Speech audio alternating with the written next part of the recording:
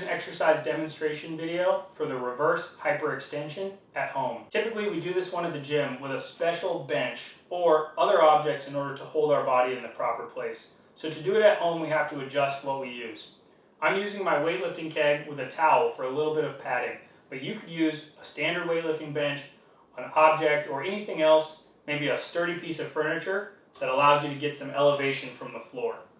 When you do this one, the padding along the front will help to make it more comfortable, but it can give a sensation of pressure against your belly, which can make it hard to breathe.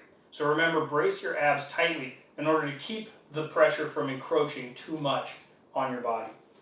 When we do this one, we're just going to start by laying over the object with this basically at the bottom of our rib cage. And I'm going to put my hands out in front. The reverse hyperextension can be a little bit better with an object for you to hold onto, particularly if your legs are heavy. So if you have large or thick legs, you may want an object to hold onto as you lift like this. And this is the reverse hyperextension right here. As we're doing this one, we're working the low back, the glutes, and the hamstrings in order to lift the feet up.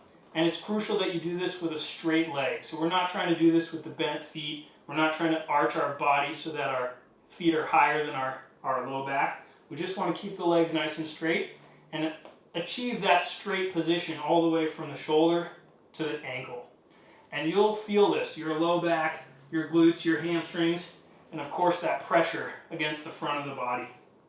Make sure that you're squeezing in the abs, and when you feel like you can't lift the legs anymore, try to just hold them up at the top. That hold will still be working the muscles, but it won't put any more load on the joints. So it's a great way to build the strength until you can rhythmically lift both legs. Now this is a little bit short range of motion because our object's not too tall. If you had a taller object and you could bend your legs further, that extra range of motion would be even more beneficial.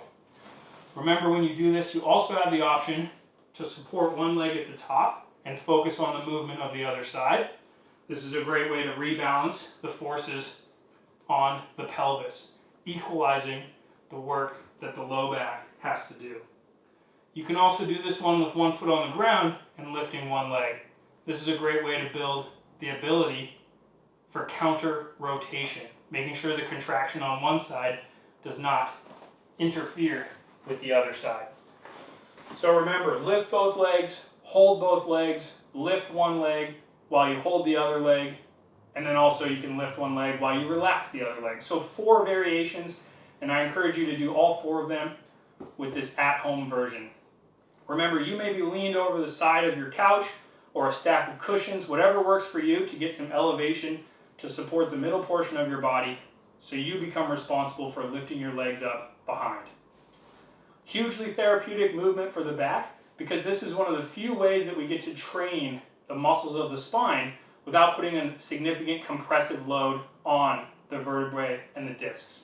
If we think about squatting or deadlifting or lunging, those are all muscles that work the back and the legs, but they do so while gravity is pressing down on the spinal column. This movement, by rotating 90 degrees, we've alleviated some of that compressive force, and now we're just focusing on the muscle work to move through the hip and low back. Hope this one is helpful, and I'll see you next time.